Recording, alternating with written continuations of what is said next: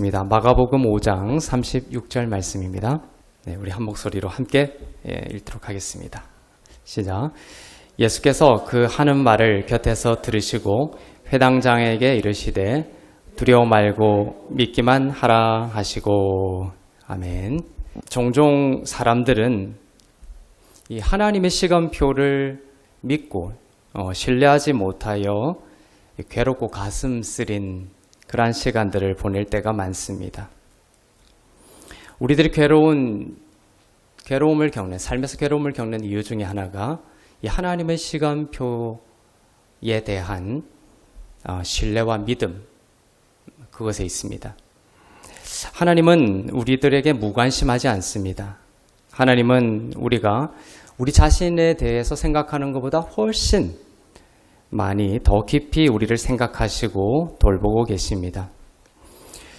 우리가 하나님에 대해서 이렇게 잊어버리고 있는 그 순간 참 많습니다, 사실.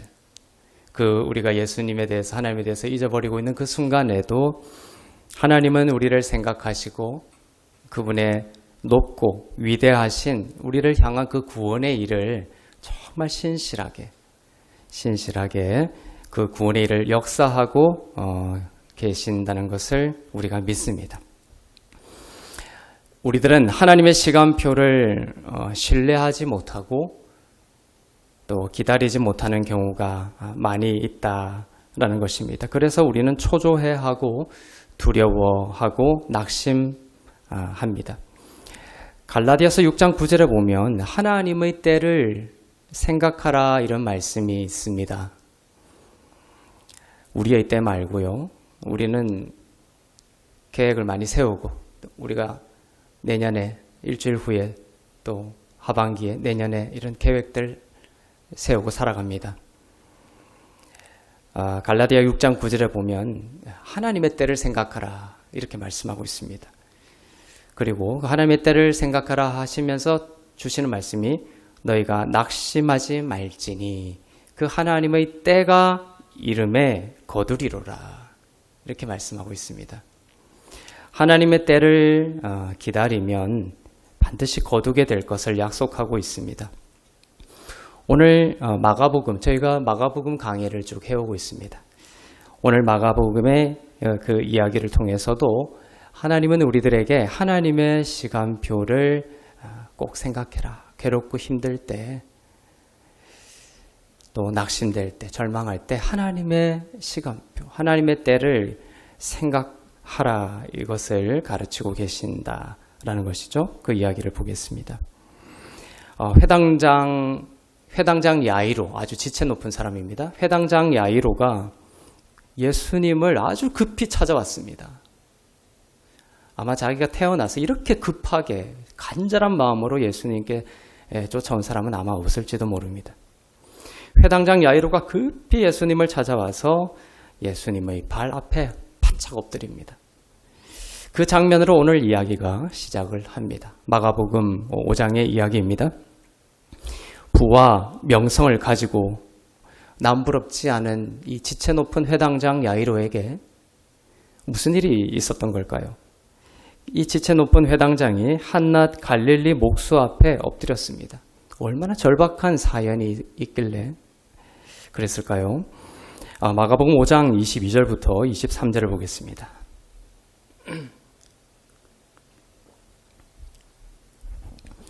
시작. 회당장 중의 하나인 야이로라 하는 이가 와서 예수를 보고 발 아래 엎드려 간곡히 구하여 이르되 내 어린 딸이 죽게 되었사오니 오셔서 그 위에 손을 얹으사 그로 구원을 받아 살게 하소서 하거늘. 자, 이제 이해가 되죠. 딸이 죽어가고 있습니다. 네. 아들이 죽어가고 있고 딸이 죽어가고 있을 때 그거는 내 자신이 아픈 것보다 우리는 더 큰 우리 안에 눈물이 되고 고통이 되는 거죠. 이 회당장 야이로가 아쉬울 것 없는 이 사람의 딸이 지금 죽어가고 있습니다. 그래서 예수님께 찾아온 것입니다. 그래서 예수님 어서 가서 살려주십사 애원하고 있습니다. 지금 예수님이 빨리 가지 않으시면 이 아이가 어떻게 될지 모르는 급박한 상황이라는 것을 우리가 알 수 있습니다. 야이로는 절박한 심정 속에 속이 까맣게 지금 타들어가고 있는 상황입니다. 그걸 우리가 이해를 하고 시작을 하고 있습니다. 예수님과 야이로 또 제자들은 이 이야기를 들은 예수님은 이 야이로와 또 제자들과 함께 야이로의 집으로 이제 향하기 시작합니다. 빨리 가야 되겠죠. 아이가 죽어가고 있는 이 상황은 응급 상황입니다. 이머전시입니다. 아주 급박한 이머전시이고 응급 상황이고 시간을 지체하지 말고 빨리 가야 되는 것이 맞는 것이죠. 그것이 사람들이 야이로뿐만 아니라 사람들이 당연히 예수님에게 기대하고 있는 지금 상황입니다. 그런데 일반적인 그런 생각과 조금 다른 상황이 자꾸 펼쳐지는 것이 자꾸 우리의 마음을 불편하게 만드는 그런 모습들을 우리가 느끼게 되는 일들이 벌어집니다. 야이로의 집으로 가는 중에 12해 동안 12년 동안 혈루증을 피를 막 흘리는 피가 멈추지 않는 이 혈루증을 알아온 한 여자가 등장을 합니다. 예수님의 그 옷자락을 예수님께 다가와서 그 옷자락을 만지는 사건이 일어납니다. 자, 이제 이 여자의 이야기로 이제 이야기가 전환이 되고 있습니다. 성경에 보면 이 여자는 많은 의사들을 찾아다녔습니다. 유명하다는 의사는 다 찾아다녔어요. 그런데 괴로움은 더했다. 그리고 그 의사들에게 돈을 다 많이 써가지고 가진 것도 전부 다 쓴 거예요. 돈을 전부 다 탕진했는데 어떻게 되어 있냐면 아무 효험이 없었다. 이렇게 되어 있습니다. 그리고 도리어 그 병세가 악화되었다. 세상의 의사, 아무리 유명한 의사를 찾아다녔고 돈을 썼지만 그 병세가 더 악화되었습니다. 즉, 이 세상에서는 지금 더 이상 치료법이 없는 상황이었습니다. 그런데 이 여인이 소문을 들었다. 예수에 대한 소문을 듣게 되었습니다. 자, 이 소문의 내용이 뭐였을까요? 당시 예수님에 대한 가장 큰 소문은 이것이었습니다. 죄인들의 친구다. 선한 행위를 하는 사람들이 친구다. 이게 아니라 죄인들의 친구다. 사람들이 박해하고 저 사람은 우리 공동체에 들어올 수 없어. 우리 어떤 율법적인 유대 공동체에 들어올 수 없어. 돌에 맞아 죽어야 돼. 이렇게 죄인 취급받던 사람들의 소문, 그 사람들과 같이 다니고 하던 그러한 사람으로 소문이 허다했습니다. 이 혈루증 든 여인도 죄인이었습니다. 당시 그 율법으로는 죄가 있어서 이 여자가 병들었다라고 했거든요.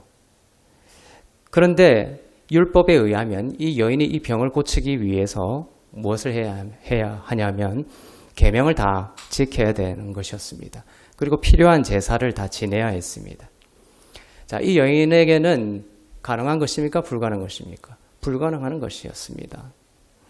그런데 소문에 의하면 이 여자가 들은 소문은 이 예수라는 분이 죄인들을 너무나 가까이 한다. 사람들을 너무나 사랑하는 사랑이 너무나 많으신 분이시다. 그리고 죄인들을 정죄 없이 가까이 하시고 어떤 죄가 있는 사람이든 그냥 그 죄 있는 그대로 주님 앞에 가도 받아주시더라. 그리고 그 죄인들에게 안수하시면서 그 예수님이 죄사함을 선포하고 그 말씀의 권위로 질병을 치료하신다라는 소문을 들었던 것입니다. 그래서 이 여인은 당시 율법으로는 이 병든 자가 대중 앞에 나오면 돌로 쳐서 죽여도 된다, 이런 율법이 있었습니다. 예수님이 많은 사람들과 지금 가고 있는데 이 병든 이 여인이 대중 앞에 나오게 된 것이죠. 예수님 앞으로 나오게 된 것입니다. 이 여인도 참 38년 동안 앓던 이 병을 그 병으로부터 자유함을 얻기를 간절한 그런 마음이 보이죠. 사람들 사이를 뚫고 예수님을 향해 직진을 하고 예수님의 옷자락을 만졌습니다. 뒤에서 만졌습니다. 여인은 이렇게 생각하며 옷자락을 만졌습니다. 마가복음 5장 28절에서 29절입니다.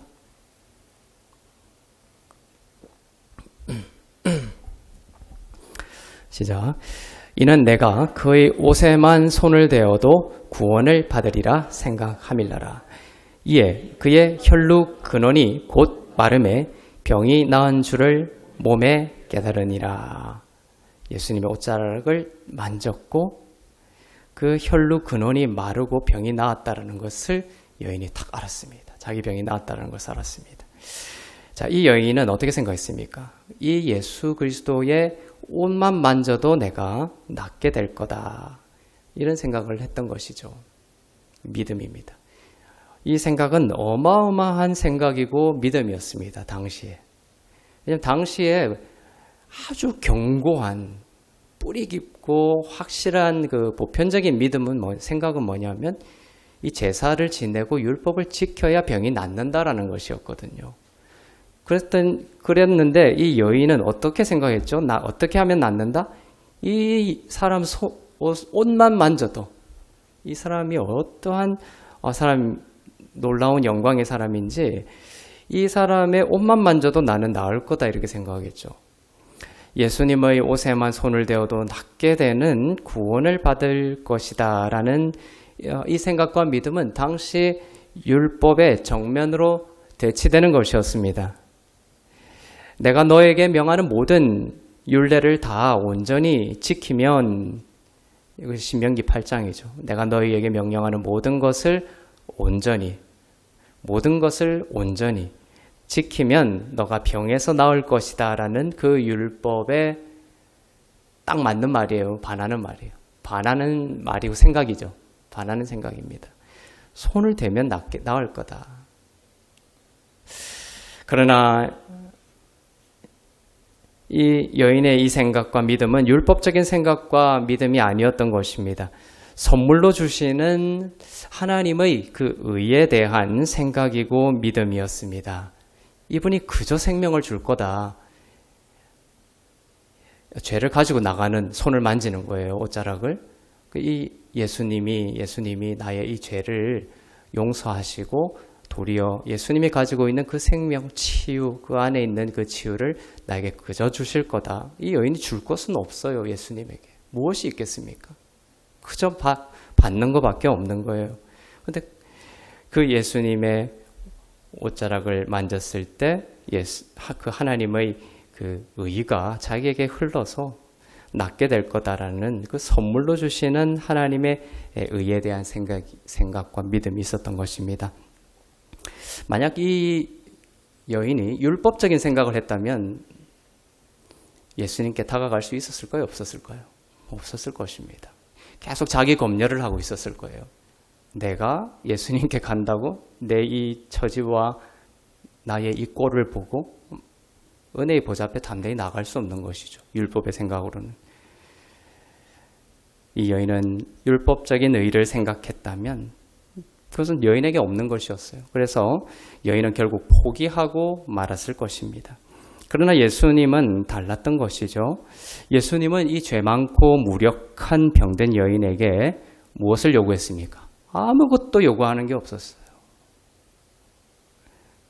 죄를 용서하시고 안수하심으로 그분의 의를 그저 대가 없이 주시려고 했던 분이시고 주시는 분이셨습니다. 이 예수님을 우리가 바르게 알아야 되고 이 예수님에 대한 믿음이 이렇게 깊어지며 그분은 대가 없이 그분의 십자가로 모든 것을 다 이루셨기 때문에 그냥 그저 자녀에게 그저 이 치유와 생명을 주신다. 대가 없이 주신다. 모든 대가를 치르셨기 때문에 그렇습니다. 그런 분이라는 믿음에 이르기를 우리에게 원하시죠. 여인은 그 하나님의 의를 믿었던 것입니다. 예수님은 복음 그 자체였고 여인은 하나님의 그 거저 주시는 의의 복음을 믿고 살아난 것입니다. 자, 로마서 1장 17절을 볼까요?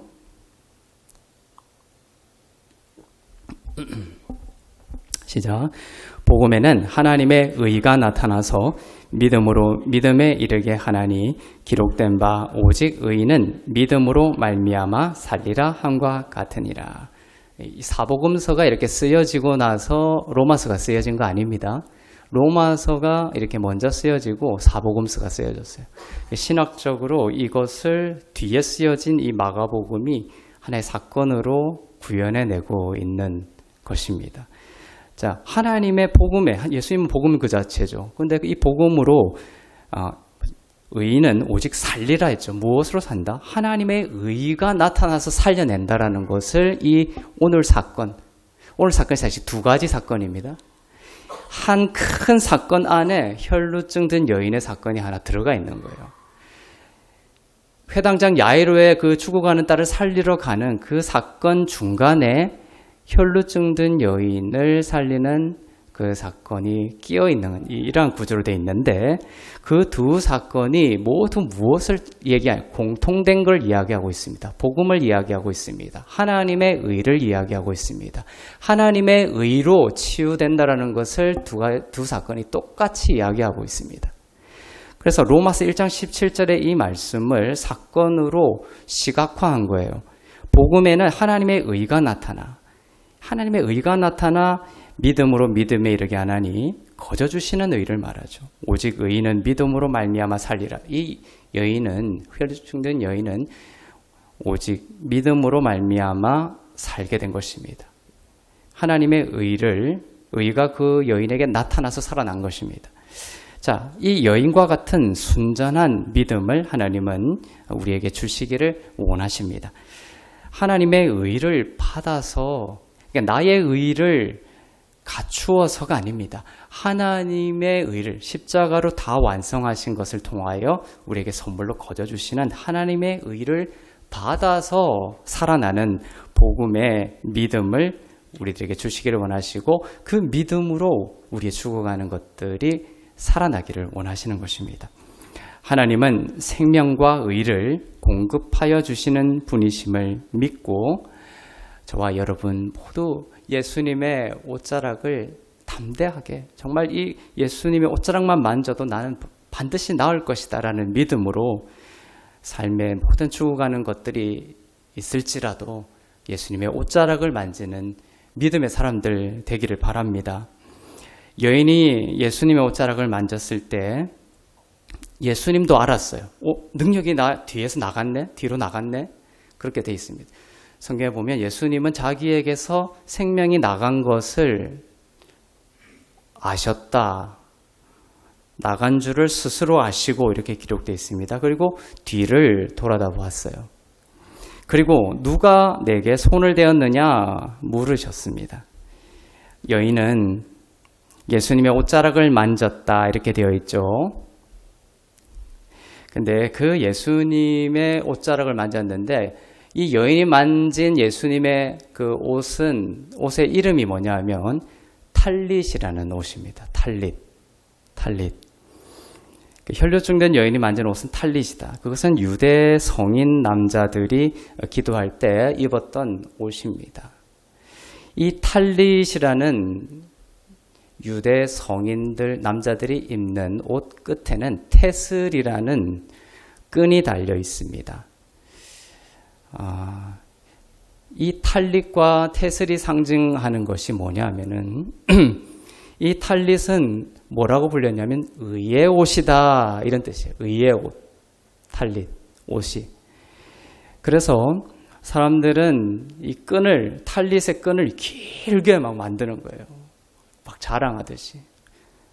좋고 멋있는 탈릿을 입고 그 테슬을 길게 늘어뜨리고 화려하게. 무엇을 얘기하려고 하는 거죠? 나는 율법적으로 아주 흠이 없는 사람이야. 율법 잘 지키는 사람이야. 율법적인 의가 높은 사람이야. 내가. 그것을 이야기하고자 하는 거예요. 탈릿이. 죄 있는 사람이 그것을 만지면 어떻게 될까요? 없던 병도 생기는 거예요. 조그마한 흠이 있어도 그게 그냥 병으로 되는 거죠. 그래서 뭔가 심판과 그 다음에 어떤 정죄의 옷입니다. 왜냐하면 이것은 인간의 거룩한 의를 상징하는 옷이었거든요. 그래서 죄 있는 사람이 그 탈릿을 만지면 이 의의 심판을 받고 정죄를 받는다라는 것이 일반적인 생각이었습니다. 그래서 죄 있는 사람이 이 탈릿 입은 테슬을 길게 누린 사람 가까이 올 수 있었겠어요? 없었겠어요? 없었던 것입니다. 그런데 예수님도 입었던 옷이 이 탈릿이었어요. 그때. 근데 예수님이 입었던 탈릿은 달랐다라는 것을 알 수가 있습니다. 병든 사람이 죽는 것이 아니라, 정죄받는 것이 아니라 예수님의 옷자락을, 그 탈릿을 만졌는데 오히려 여인이 나음을 입었습니다. 그래서 그 의가 다른 의였다라는 것을 알 수가 있죠. 복음에는 하나님의 의가 나타나, 율법과 다른 의가, 하나님의 의가 나타나, 이렇게 되어 있죠, 성경에. 그것입니다. 그것을 상징하는 것입니다. 죄 많은 여인이 예수님의 탈릿을 만졌을 때 여인은 정죄당하기는커녕 오히려 예수님의 그 의와 예수님의 그 충만한 생명이 예수님에게서부터 여인에게로 흘러갔습니다. 자, 이것이 바로 은혜의 복음입니다. 죄 있는 자들이요, 있는 그대로, 연약한 그대로 예수님이 거저주시는 의를 믿으며 나아오라. 예수님의 의가 그대들에게 흘러가고 생명을 주실 것이다. 이것입니다. 자, 예수님이 이렇게 돌아보시면서 누가 이 탈릿을 만졌냐, 내 옷을 만졌냐, 이렇게 물으셨죠. 여인은 순간 두려워했던 거예요. 왜냐하면 이 탈릿이 상징하는 일반적인 생각, 그 생각으로 돌아갔거든요. 순간 예수님이 탁 돌아보면서 질문하셨을 때, 혹여라도 율법을 어겼다는 이유로 돌에 맞을까 봐 그런 생각도 있었습니다. 그래서 여인은 순간 두려워했습니다. 여인은 자초지정을 쭉 이야기했다, 이렇게 되어 있습니다. 누가 내 옷에 손을 댔느냐 했을 때 여인이 이제 내가 만졌다라고 하면서 자기가 왜 이렇게 만졌는지를 쭉 다 이야기했던 거예요. 내가 몇 년 동안 피를 흘렸고 그 시간 동안 어떤 어려움이 있었는지 다 이야기했습니다. 자, 짧지 않는 시간 동안 이야기를 했을 것입니다. 자, 이쯤에서 우리가 잊어버리고 있는 사람이 있다는 것을 번뜩 느끼게 됩니다. 자, 이쯤에서 우리가 잠시 잊고 있었던 사람이 있었죠. 그것이 바로 야이로입니다. 자, 이 차이, 이 느낌을 우리가 감각적으로 좀 포착할 필요가 있습니다. 이 여인을 막 치유하는 이 과정 속에 이 야이로가 우리의 생각 속에서도 잊혀졌죠. 이 혈루증 든 여인이 예수님을 만졌고 예수님이 돌아보시고 예수님이 이 여인의 자초지정을 다 들으시고 하는 이 상황 속에서 옆에 서 있던, 빨리 자기 딸을 구하러 예수님과 함께 빨리 가야 되는데 이 상황 속에서 야이로의 속이 얼마나 탔을지를 상상해 보십시오. 그런데 예수님은 어떻게 자꾸만 느긋하기만 합니다. 자, 어떻게 보면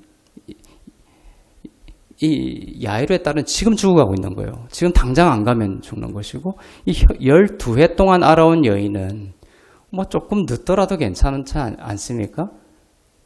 12해 동안이나 이 병을 어차피 알아갈 거예요. 이렇게 생각할 수도 있는 거예요. 총각을 다투는 상황은 아닌 거예요. 게다가 지금 치료가 끝났어요. 예수님 옷자락을 만지고 이 여자는 치료된 상황입니다. 그러면 너 치료됐다 하고 이제 야이로의 딸을 고치러 빨리 가야 되잖아요. 그런데 예수님이 치료가 끝난 여자를 붙잡고 대화를 나누고 있습니다. 이 상황이 해도 너무한다, 이런 생각이 혹시 들지 않습니까? 좀 들더라고요, 저는. 좀 불합리하다, 이런 생각도 순간 들었습니다. 빨리 가셔야 되는데. 그래서 이것을 만약 예수님을 의사라고 친다면, 의사로 치면 어떡한 명백한 의료 과실 수준으로 가고 있는 셈인 거예요. 만약에 이렇게 지체했다가 야이로의 딸이 죽어버리면 어떻게 됩니까? 그러면 고소를 당할 수도 있다. 현대적으로 생각하면 고소를 당할 수도 있는 그러한 상황입니다. 야이로와 제자들의 머릿속에 어떤 생각이 흘렀을지 안 봐도 뻔합니다. 예수님, 서두르지 않으면 늦어요. 이 여자아이가 숨이 넘어가기 직전이란 말입니다. 예수님 서두르세요. 지금 그 여자와 이야기할 지금 때가 아닙니다. 다 나았지 않습니까? 그것도. 제발 빨리 좀 서두르 주세요. 하지만 예수님은 서두르지 않으셨습니다. 그런데 설상가상 그 사이에 야이로의 딸이 어떻게 됐어요? 죽어버렸습니다. 그 순간 야이로는 예수님이 얼마나 원망스러웠을까요? 하지만 예수님은 차분한 눈빛으로 야이로를 바라보면서 이렇게 안심시키십니다. 이것이 사람과 다른 예수님, 우리가 바라볼 수밖에 없는 예수님이죠. 자, 마가복음 5장 36절입니다. 야이로에게 예수님이 이렇게 말씀하세요. 시작. 예수께서 그 하는 말을 곁에서 들으시고 회당장에게 이르시되 두려워하지 말고 믿기만 하라 하시고. 자, 여러분 가운데 이런 어떤 이보다 더 큰 상황, 정말 이제 죽어버린 이 상황, 모든 것이 끝났다라고 하는 이 상황 속에 동일한 예수님의 이 말씀을 믿음으로 받을 수 있기를 바랍니다. 두려워하지 말고 믿기만 하라. 두려워하지 말고 믿기만 하라. 이것이 사람의 말이 아니라 예수님의 말씀이기 때문에 우리가 신뢰할 수 있는 거예요. 예수님은 죽은 자도 살리는 예수님이잖아요. 그래서 이 야이로의 딸이 딱 죽었다고 하니까 이제 막 분위기가 막 난리가 난. 그렇지만 예수님은 차분하게 두려워하지 말고 믿기만 하라. 예수님이 소녀를 치료하는 그 가는 길에 아이가 죽어버린 것이죠. 그러면 이 소녀를 치료하시겠다고 하신 예수님이 치료하러 가시던 중이었잖아요. 그러면 그 예수님의 치료하겠다라는 것이거든요. 그러면 그 예수님의 애초에 말씀과 약속은 헛된 것이 된 걸까요? 아니죠. 내가 치료하겠다라는 그 예수님의 말씀이 어떤 상황의 어떤 변화를 통해서 취소가 되거나 효력을 잃은 것이 아니라는 거예요. 우리 눈에는 자꾸만 그렇게 보여요. 자꾸만 이 병세가 악화되는 것 같고, 내 생각처럼 내일쯤이면 더 좋아져야 되는데 더 막 또 악화되는 것 같고, 결국은 야이로의 경우는 죽어버리는 거예요. 그렇지만 우리들이 기억해야 될 것은 예수님의 말씀과 약속은 헛된 것이 된 것이 아니다 라는 것입니다. 소녀가 죽었음에도 불구하고 여전히 예수님의 말씀과 약속은 인간의 때와 방식을 초월하여 결국은 하나님의 때에 하나님의 방식으로 반드시 이루어진다라는 것입니다. 자꾸만 내 시간표를 거기 갖다 대서 내 마음이 다 들어가는 거예요. 예수님은 소녀가 죽었다라는 소식에도 요동하지 않으셨습니다. 야이로는 딸이 죽었으니까 이제 모든 것이 끝났다라고 생각했지만 예수님의 생각은 달랐습니다. 가자. 여러분이 아무리 끝났다고 생각해도 예수님 안에서는 끝난 것이 아닙니다. 믿음의 백성들에게 성경이 가르치는 최고의 교훈 중에 하나는 예수님 안에서 결코 포기하지 말라는 것입니다. 결국은 딸이 죽었다는 소식에도 불구하고 예수님은 계속 야이로의 딸의 그 집으로 갑니다. 야이로도 포기하지 않고 가죠. 예수님을 따라서. 예수님 안에서는 항상 길이 있습니다. 구원이 있습니다. 예수님은 야이로에게 두려워하지 말고 믿기만 하라라고 하셨습니다. 이런 말씀이죠. 나를 믿어라. 인내하라. 서두를 필요가 없다. 자, 그분의 은혜는 우리의 시간표대로 진행되는 법이 좀처럼 없습니다. 하나님의 그 예수님의 은혜와 그 역사는 우리의 시간표대로 진행되는 법이 좀처럼 없다. 만일 우리의 시간표, 우리가 이렇게 딱딱 정해놓은 우리 생각 속에 스케줄이 있죠. 우리의 시간표대로 하나님이 움직이신다면 우리에게 인내라는 단어를 하나님께서 사용하실 필요가 있습니까? 없습니까? 없어요. 그래서 환란이 있고 환난 속에 하나님의 시간표대로 반드시 소망을 이루세요. 그런데 환난은 인내를 이루고 이렇게 돼 있죠. 왜 인내라는 단어가 오냐면 우리의 생각과 우리의 어떤 그 스케줄하고 하나님의 시간표와 하나님의 생각이 틀리다는 거예요. 그러니까 인내라는 것이 우리에게 있게 되는 것입니다. 필요한 것입니다. 그것은 고통스러운 인내가 아니라 내 생각과 내가 생각하는 어떤 방식과 다르더라도 하나님의 방식과 하나님의 때에 반드시 하나님이 구원하신다라는 것이에요. 그 소망의 인내입니다. 인내가 필요한 이유는 이처럼 하나님의 시간표와 우리의 시간표가 우리의 기대하는 시간표가 다를 때가 많기 때문이죠. 그래서 우리는 이해할 수 없는 기다림의 시간을 지나게 됩니다. 살아가면서. 대부분 다 그렇게 살게 돼 있습니다. 다르기 때문에. 우리를 사랑하시는데 지체하신 것이 아니라 우리를 사랑하시기에 지체하신 거예요. 우리는 딱 하나만 보죠. 코끼리 하면 코만 이야기합니다. 코 긴 게 그냥 코끼리야. 이래 하죠. 근데 코끼리가 그것만 있습니까? 하나님은 모든 것을 다 보시고 모든 시간과 모든 것을 온전하게 회복시키기를 원하시는 거예요. 그래서 우리를 정말 사랑하시기 때문에 우리 눈에 좀 지체하는 것처럼 보일 뿐입니다. 우리가 하나님의 시간표를 만약에 하나님이 그래 너희 시간표가 뭐지? 내가 그 시간표에 맞춰볼게. 근데 사람마다 다 시간표가 있는 거예요.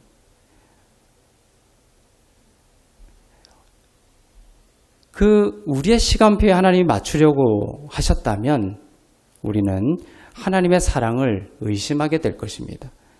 예수님은 서두르는 법이 없습니다. 반면 우리는 야이로와 같이 발을 동동 구를 때가 많습니다. 하나님이 만약에 우리의 시간표에 맞추려고 했다면 이 세상은 진작에 파멸되고 말았을 것입니다.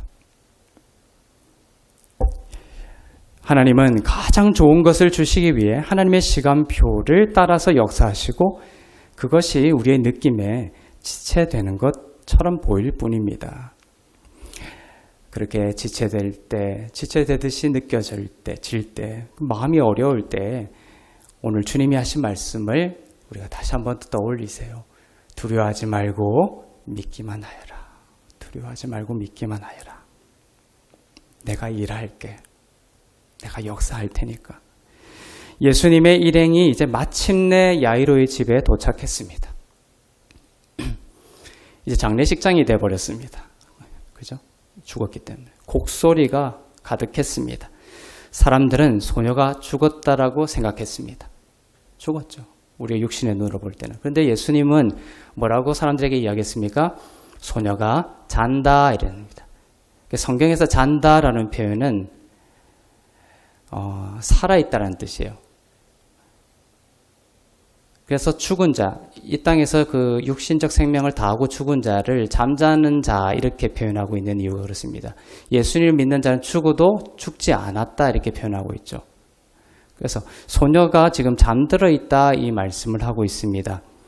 하나님이 또 잠들었다는 것은 하나님이신 예수님이 반드시 살려내겠다라는 뜻이 또 들어있죠. 사람들은 다들 콧웃음을 쳤습니다. 빤히 죽은 사람을 보고 잠을 잔다고 하니 황당했을 것입니다. 그런데 오늘 예수님이 보여주시고자 하는 것은 예수님 앞에서는 죽은 것이란 없다는 것을 보여주십니다. 이렇게 지체하고 소녀가 죽었지만 이 상황까지 오게끔 하나님이 섭리하신 것은 여러 가지 뜻이 있겠지만 그 중에 하나는 뭐다? 너희들이 삶을 살아갈 때 정말 이 소녀가 죽은 것처럼 정말 이건 죽어버렸네? 완전히 끝났네? 망했네?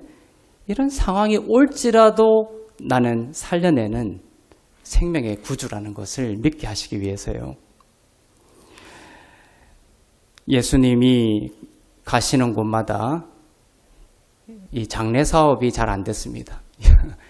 예수님이 가시는 곳마다 장례식이 다 없어져 버렸거든요. 죽은 자가 살아났습니다. 장례를 그 순간부터 철수를 해야 되는 거예요. 장례식을. 취소가 됐습니다. 죽은 자가 살아났거든요. 예수님이 하시려고 하면 죽은 것도 능히 살려낸다라는 것입니다. 소녀가 잠들었다고 이렇게 하신 것은 예수님이 반드시 살려내신다라는 약속의 말씀인 것입니다. 마가복음 5장 41절부터 42절 예수님이 그 아이의 손을 잡고 일으키는 장면을 보겠습니다.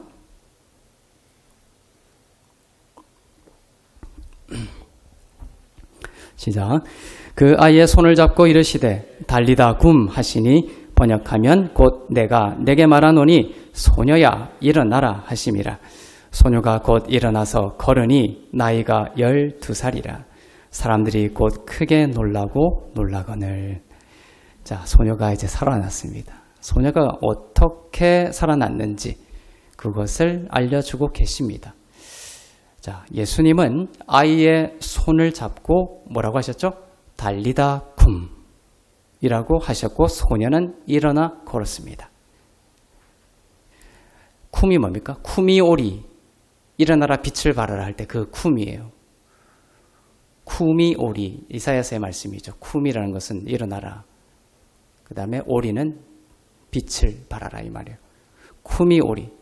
그 쿰이에요. 여기서 달리다 쿰 두 단어입니다. 달리다와 쿰, 일어나라. 자, 이 소녀가 몇 살이었죠? 12살이었죠. 아까 혈루증 든 여인도 12해 동안 앓다가 나음을 입었고 이 소녀도 12살이었는데 살아났습니다. 이 12은 이스라엘 12지파를 나타내는 숫자이고 오늘날 예수님을 믿는 모든 성도들을 나타냅니다. 예수 그리스도를 믿는 자는 모두 내가 이렇게 살려낼 것이다 라는 말씀이에요. 성도들에게 일어날, 예수님을 통해서 일어날 일들에 대한 약속입니다. 자, 달리다 쿰 이것을 번역하면 소녀야 일어나라 이렇게 되어 있죠. 이것도 맞는 성경에 있는 번역입니다. 달리다는 소녀야이고 쿰은 일어나라 이런 뜻입니다.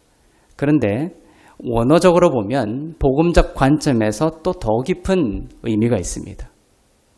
자, 여기서 달리다는 소녀라는 뜻도 있지만 자, 이 달리다는 탈리타이에요. 탈리타. 자, 아까 예수님이 입고 있었던 옷이 무엇이었죠?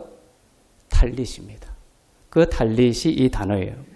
탈릿이 혈루증 든 여인이 예수님을 입고 있었던, 그래서 그 야이로의 딸과 혈루증 든 여인이 그 치료된 것이 탈릿을 중심으로 연결되어 있다라는 거예요. 경첩처럼 두 가지가 탈릿을 중심으로 연결이 되어 있는 거예요. 그 여인도 탈릿을 만지고 혈루증 된 여인이 나았죠.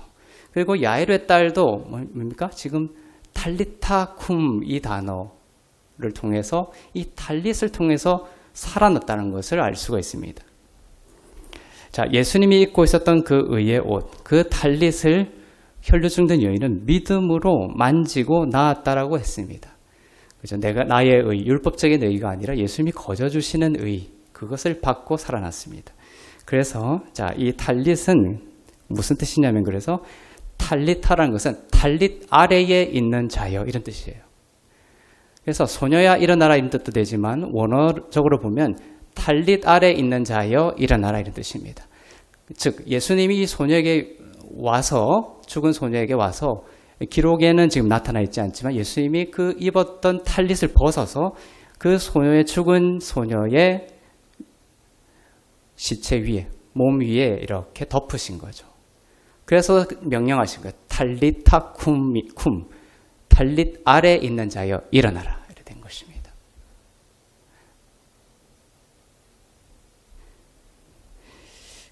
그래서 탈릿 아래에 있는 자는 반드시 일어나고 살아나게 될 것을 우리들에게 보여주고 있는 것이죠.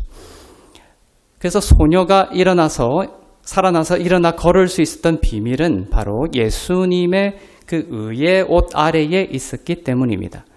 예수님은 자신의 겉옷인 탈릿을 벗어서 소녀 위에 덮었고 그렇게 말씀하신 거예요. 탈릿 아래에 있는 자여 일어나라.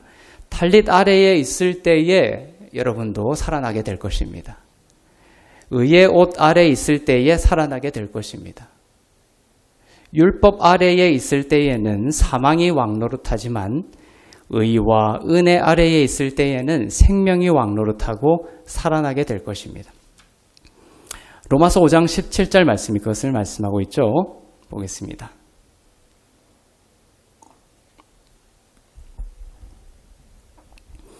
시작. 한 사람의 범죄로 말미암아 사망이 그 한 사람을 통하여 왕노릇하였은즉 더욱 은혜와 의의 선물을 넘치게 받는 자들은 한 분 예수 그리스도를 통하여 생명 안에서 왕노릇하리로다. 이 생명이 이 혈루증된 여인 안에서 생명이 왕노릇했죠. 생명이 왕성하게 일어났습니다. 또 이 죽은 야이로의 딸 안에도 생명이 왕노릇했습니다. 무엇으로? 은혜와 의의 선물을 넘치게 받는 자들은. 이 은혜와 의는 거저 받는 거예요. 예수님이 하신 그 십자가의 공로를 믿음으로 말이죠. 이제 하나님의 시간표의 모든 것이 정확하게 하나님의 뜻대로 정말 아름다운 방식으로 이루어졌고 우리는 그것을 성경을 통해서 보고 있습니다. 하나님의 시간표를 기다리며 우리들이 계속해서 반복해야 할 고백이 바로 이것입니다. 더욱 은혜와 의의 선물을 넘치게 받는 그런 믿음의 시간을 저와 여러분이 보낼 수 있기를 바랍니다. 시간표가 다를 때요 말이죠. 계속 받는 거예요. 현재형으로 되어 있어요. 한 번 받는 것이 아니라 넘치도록 계속 받고 나는 하나님의 의로운 자녀이고 하나님의 자녀이고 아들이고 딸이고 하나님의 의 아래 있고 이것은 나의 어떤 행위로 내보이는 것이 아니라 예수 십자가로 거저 주시는 의이고 생명이야. 이렇게 계속해서 그 시간표가 다른 그 인내의 시간 동안 이 의와 은혜를 넘치게 받는 고백 또 그 믿음의 시간을 우리가 가져야 한다는 것입니다. 그냥 받지 마시고 넘치게 받기를 바랍니다. 넘치게 은혜를 받은 나, 넘치게 의의 선물을 받은 나일수록 생명이 강력하게 왕노릇하고 역사하실 것입니다. 탈릿을 만지는 자가 되십시오. 그리고 탈릿 아래에 있는 자가 되십시오. 즉 하나님의 의를 거저 그리고 넘치게 받는 입은 자라는 믿음으로 사시기를 축복합니다. 그리고 그 하나님의 의 아래에 있는 자의 하나님의 의 아래 내가 있다. 율법 아래에 있는 것이 아니다. 그러니까 하나님의 진노 아래에 있는 것이 아니다. 하나님의 심판 아래에 있는 것이 아니라 하나님의 의 아래에 있다. 하나님의 평화가 내 안에 있고 하나님과 화평한 자가 되었고 나에게 소망이 있고 반드시 나는 살아나게 될 것이고 하나님의 의 아래에 있는 자의 믿음과 생각으로 살 수 있기를 바랍니다. 믿음으로 말미암아 의롭게 되었다라는 이 의인의 믿음은 여러분에게 넘치는 생명으로 언제? 하나님의 가장 선하고 아름다운 그때에 우리는 막 일어나면 자녀들도 그렇죠. 그게 자녀에게 확 일어나면 그것이 정말 자녀에게 좋을까? 이런 생각을 키우면서 할 때가 많죠. 우리도 그 자녀일 때는 몰랐지만 엄마가 되고 아빠가 되고 보면 그죠? 애가 넘어졌을 때 전부 다 일어 세워보세요. 그럼 아이가 걸을 수 있습니까? 못 걷죠. 평생 못 걷는 거예요. 무릎팍도 까지고. 근데 하나님은 더 건강하게 하시고 더 하나님의 어떤 우리가 이해할 수 없는 다 이해할 수 없는 하나님의 아름다운 나쁜 뜻이 아니라 정말 아름다우고 선한 뜻 가운데에서 하나님의 시간표를 펼쳐가고 계시다라는 믿음을 이 시간 굳게 가질 수 있기를 바랍니다. 그 하나님의 때에 여러분들은 반드시 확실히 풍성한 열매를 거두게 될 것입니다. 기도하겠습니다.